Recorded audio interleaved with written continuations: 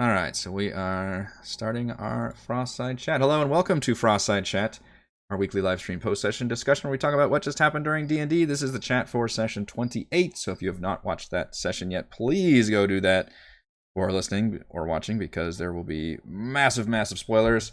I'm your DM, Eric, and joining me we have Valrobin's player, Chris.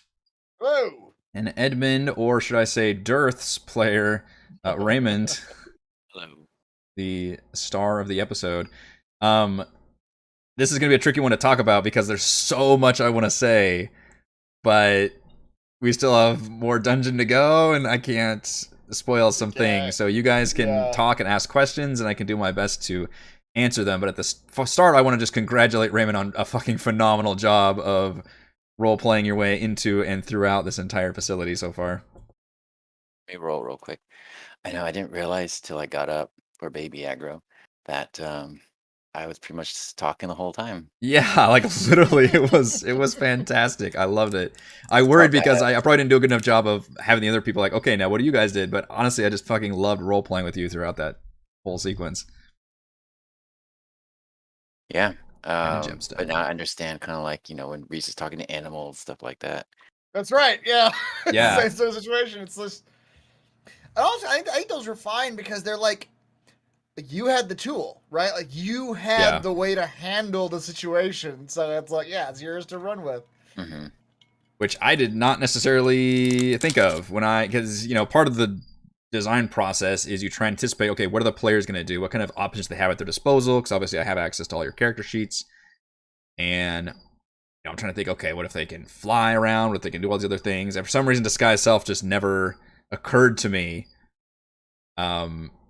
Did you happen to see it like in my list? I guess I didn't think like advantage too. But I didn't think disguising one person would get you inside, but you did it with such the fact that you chose to specifically turn yourself into the prince impressed me. So I'm like, oh the one shit, who was missing. Yes, one who's missing because you have that information. I was like, this is actually like the perfect crime that you can disguise yourself as this figure. And something I've learned after playing with years of D&D is I let the role playing, for the most part, if we're having a good time, I won't have you roll. I'll just have you role play. So in other words, I'm not having you roll deception checks or persuasion checks, all that stuff during the roll. Now there was one time, I believe near the end, where I had you roll. I forgot what the circumstance was. Well, I think you had roll intimidation one time to have the one dwerger like back off. So if there was something you specifically wanted somebody to do that seemed a little bit further, I was like, okay, now I'm gonna have you roll. But in terms of just doing the role play and like being that character, I was like, this is fucking great. We're just rolling with this. Yeah.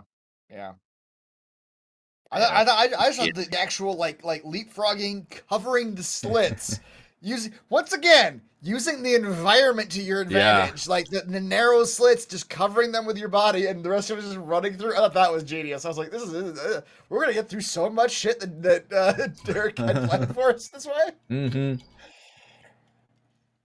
I know. I don't know if you mentioned you were thinking of other techniques, but I'm like, the way you describe it, there's like no other way to go. I thought we were going to have to deal with the guard on the other side of the slit. I was going to I was thinking like, okay, maybe I'll shoot him with the dart so that he doesn't like alert. Yeah. But at the time I didn't realize until you started doing your thing, I didn't realize that he's got the lever to open the door. Yeah. In there. Yep. So that would have been pretty funny. Yeah, you do that and you're like, now what? Yeah, now what? Exactly. I did specifically even call out at one point though, because you can see inside, you could teleport using your teleport thing in there. But it was small enough where people couldn't actually fit through there. Right. But yeah, that was fucking brilliant using the... I was so impressed by it, I just kind of let it happen in terms of and impressed by role-playing. So in terms of letting everybody just like shuffle past and, doing all that maneuvering, I was like, this is just fucking great. We're going to run with this. And generally when it comes to these stealth heist things, I'm on your guys' side. Like, I want to create the fun...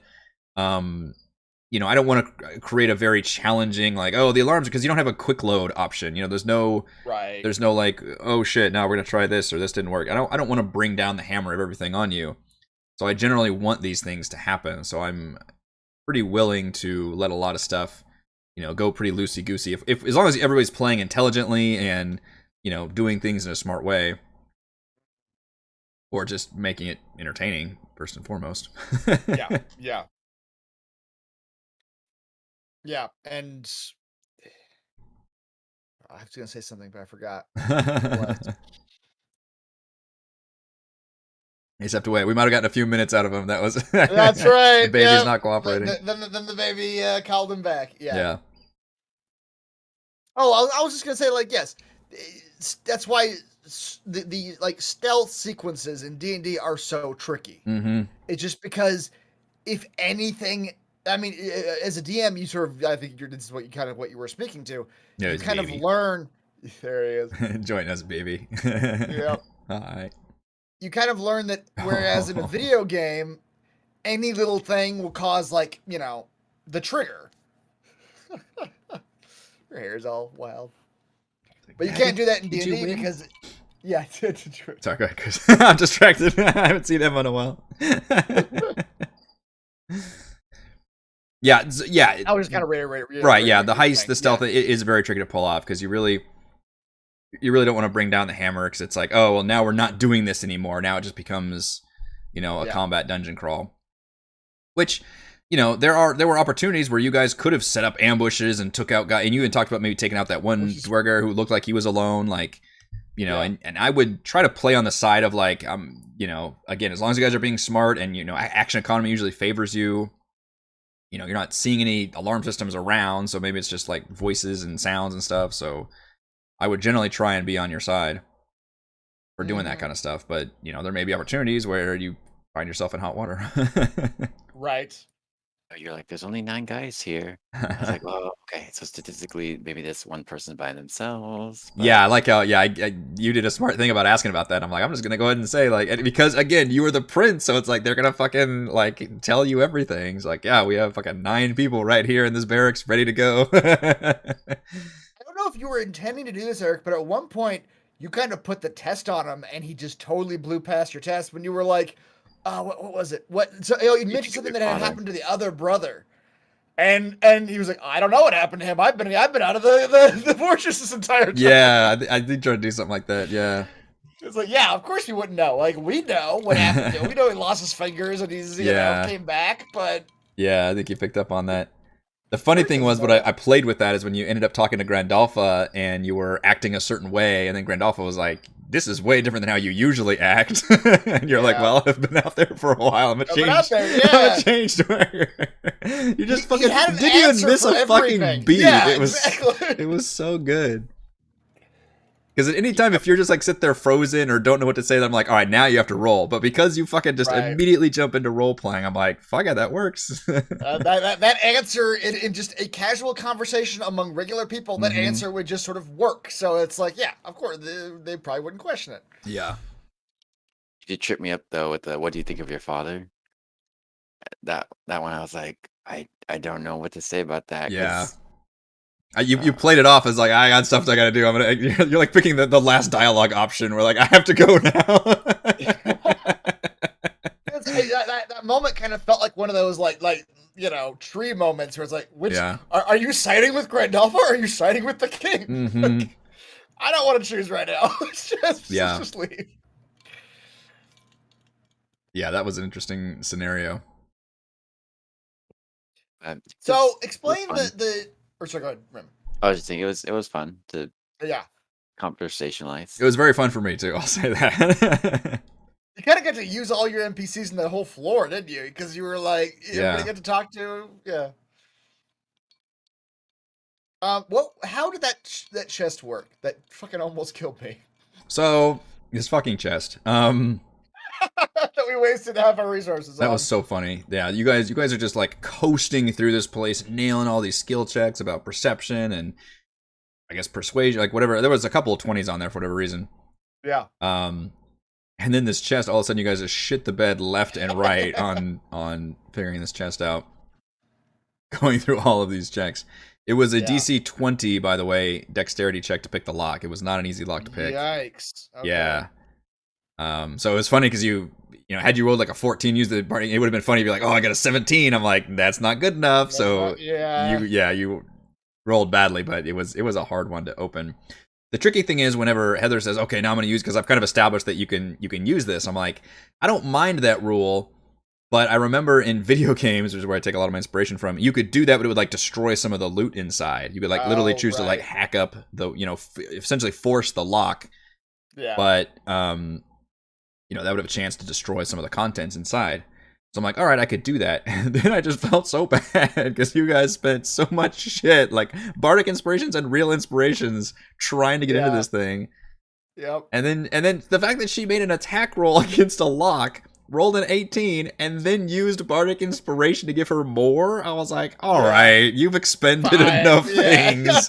I'm just gonna let you open this fucking chest and get the loot inside. At a 25, there's not much to argue with. Yeah, right? It's just. So on the one hand, you don't necessarily want to give players the ability to just roll skill checks, be like, all right, I'm going to open it with my axe. I'm like, are you? So. But because, you spend all these things to do it, I'm like, all right, well, you guys are really trying hard here. And you brought up an interesting thing that I think is probably a question for D&D in general. When you said like, no, you're not going to just get to pick lock until you get it right. Like you get your one shot and then we got to move on to something else, some other attempt, because it's such a tricky thing when you don't have like a time crunch on you or you're not in turn based. It's like, yeah, I suppose technically they could sit there and just do the same check over and over again. What I saw Solas to do, which is a 5e game, is each character has one chance to pick a lock for a long rest. So technically, if you're in a dungeon and you fuck up your chance to pick the lock and you move later on and you long rest, you could come back to it and attempt another one attempt per character. So it does reset on a long rest. So that's kind of the thought process I'm trying to invoke here. Is because I don't like the idea of I'm just gonna keep picking the lock forever. Yeah. We got all the time in the world. So I'm thinking, all right, well, you get one attempt, and that's considered like your best chance at that lock that time, but technically it could reset on a long rest. So I think that might be the rules I'm going to adopt. Yeah. That makes some sense. It's a tricky thing just because it doesn't technically make sense in the sense of time, but in the sense of keeping the game going and keeping the game. We had some house rules, but it was a complicated, like you break your locks and all this other stuff. And I'm just like, man, with Solasto's rules were just way simpler. It's like everybody gets one chance.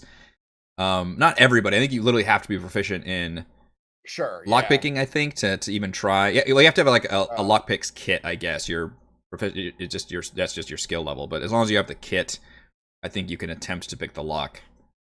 Okay. And then that's per long rest. You can technically try again or long rest, I guess. And on our team, Edmund's the only one. He's the only one who's. Yeah, that's kind of a weakness you guys have with locks. Now, the hilarious thing was, yes, you saw where the key was. Although the key, so the chest was trapped, which I will fully admit is me just fucking forgetting until you guys are about to leave the room.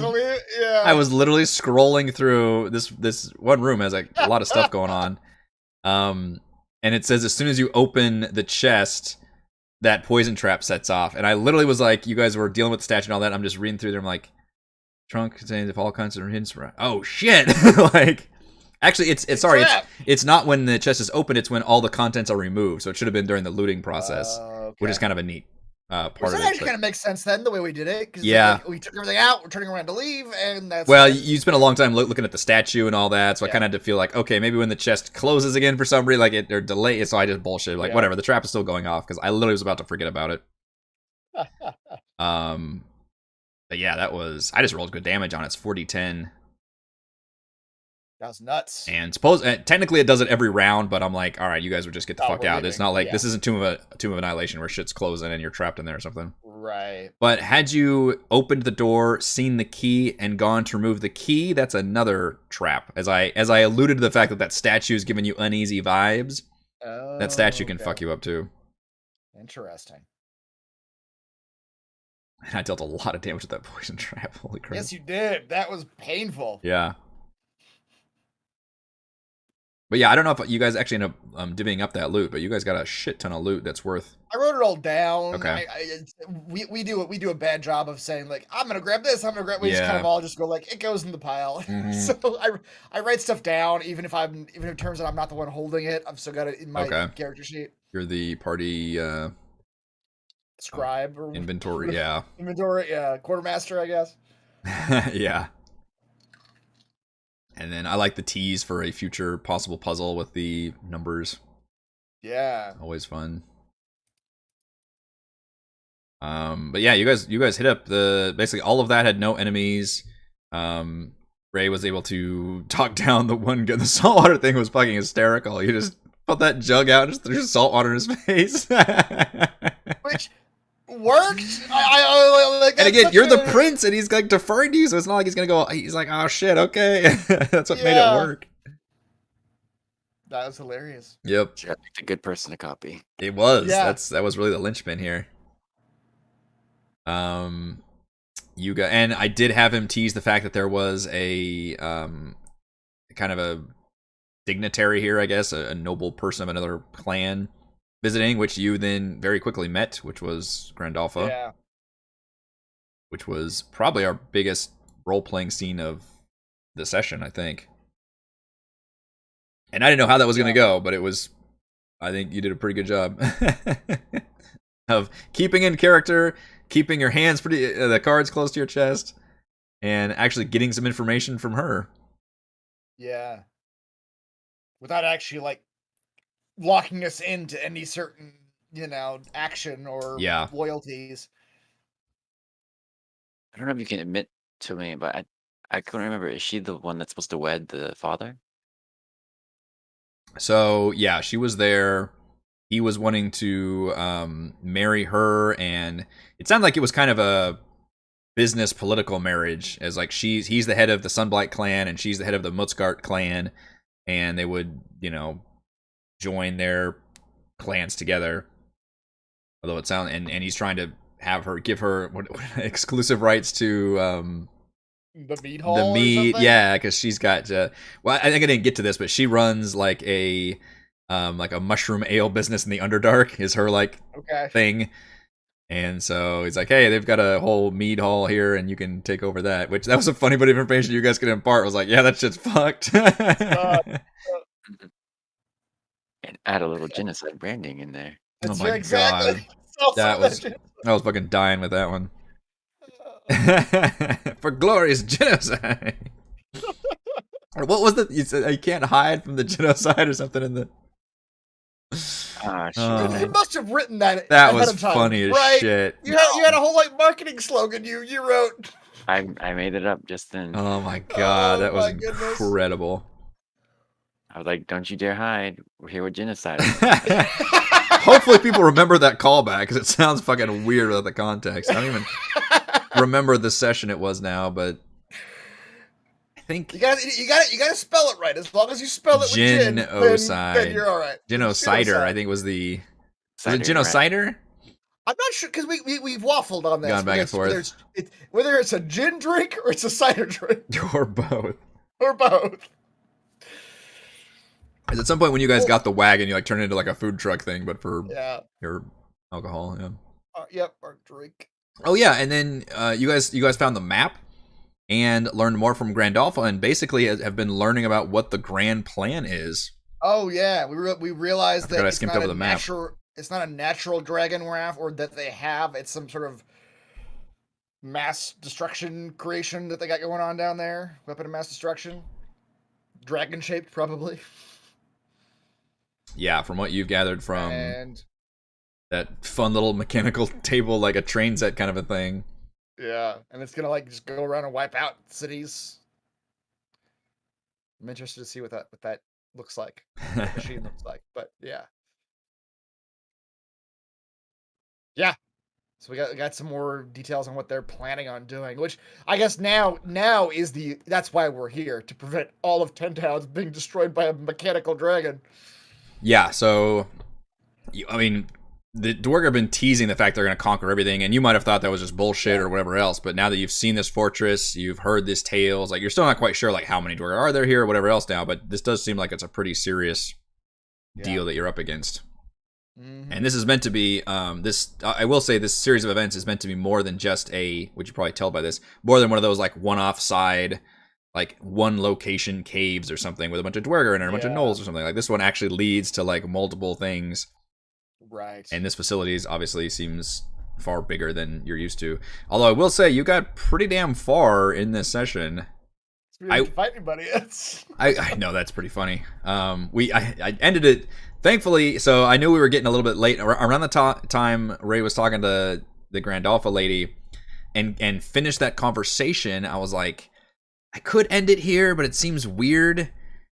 So I think we can explore the rest of this level, and there's a couple different opportunities where I could see it being a good cutoff point, like right where shit would start, or maybe start, or you enter a cool looking area or something. You know, you always want to try to hit that neat cliffhanger. And the cliffhanger ended up being just, oh shit, this chest is a mimic. Which is fine. I was like, okay, that's... That dead prince has a mimic chest in his room is a great question, but... Yep. Which I don't think there's any way of knowing that, but...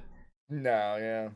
So, Ray, you might have actually missed that at the end. So, because I think Frey opened the door whenever... So, yeah, you explored your room, which was as you guys correctly identified, Nildar, the one who lived and escaped and was making all the potions and things. That's what Edmund was able to get. And then I think around the time Ray had to leave, Frey opened the other door, which was Dirth's bedroom.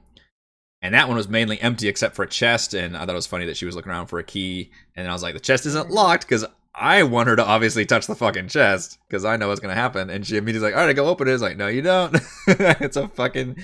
She gets stuck to it, teeth appear, and then we're going to end the session. Yeah. Finally, a combat fight. Yeah. I was surprised we didn't have any single fight this session, I will say that. I expected there to be... No attack. Well, there was one attack roll against the lock, but that's it. That's true. And you guys did take damage from that poison cloud. Holy crap, that did probably more than like a couple Dwerger would do, honestly. To me, especially me, somebody who isn't out in the front line very almost much. 30 damage, yeah. Almost 30 damage, yeah. I had 5 left at the end of that. Yeah. But yeah, you guys found in that room to the south is obviously straight up elevator that I described. Right. That ascends to the top and bottom. And then in the guard room, right? Correct, yeah. So there are actually 2 elevators that you found that seem to go up and down. So even though the dungeon starts out pretty linearly at this level, as soon as you start finding the elevators, it obviously opens up. So I was having to do a lot of prep work this week in terms of like, well, God, I know they're going to make it to, you know, these opening couple rooms, but then they could immediately just say, fuck it, we're jumping in an elevator and going somewhere, and I got to be able to prep enough for all that. Yeah, exactly. Straight down, straight up. Where are they going to go? Mm-hmm. Oh, yeah, would it have killed Thimbleweed? I'm reading Jay's chat. If you hadn't healed him, I forgot how much damage. I think he succeeded, so I think he took... What it would have been 14 or 15 damage or something? Yeah, I think it was 28. Yeah, it might have downed him. Yeah, and Duca also saying it would have... Yep, so there you go, your healing word. Just because I didn't like to look at that health bar. Mm-hmm.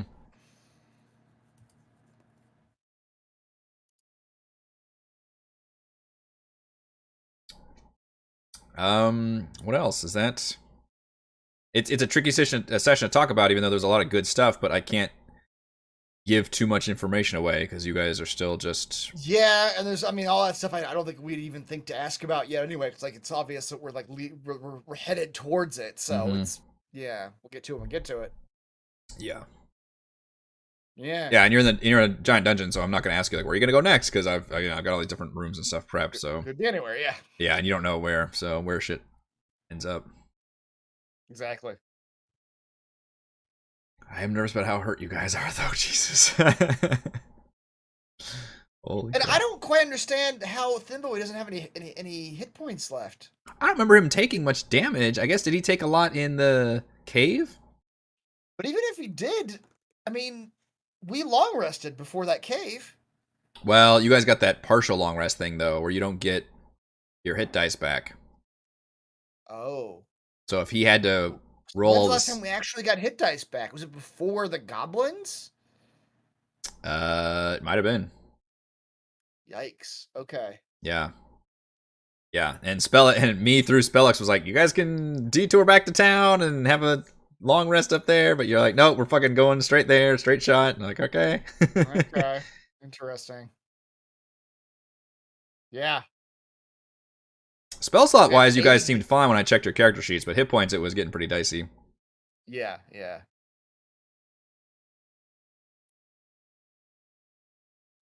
Don't throw any more poison gas traps at us and we'll be alright.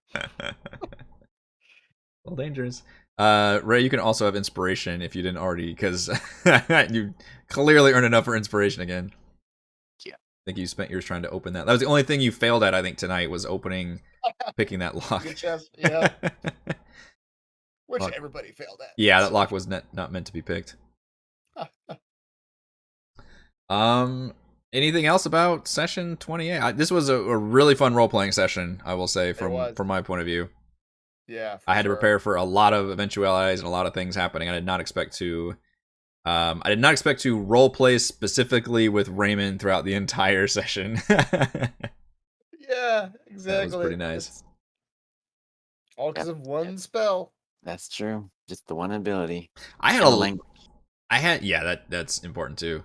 I had a lot of fun using that spell in our Storm King's Thunder campaign. Oh yeah. I had the Warlock Invocation, I think, where you could actually cast it at will.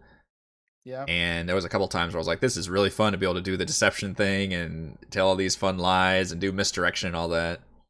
Yeah, for sure. And it's fun to be the DM on this side of that too. Yeah, especially if you're, replacing someone or posing as someone who they would naturally interact with. Yeah. Like, oh yeah. Now I get to as a DM, I get to like tell you information. I get to actually like let the characters speak freely. Yeah, that's a lot of fun. All right, I think that will do it for this week's Frostside chat. Yeah. Thank you to Chris and Raymond. I am Eric. Thank you to all the wonderful fans for watching, and we will see you all next week. See you next week.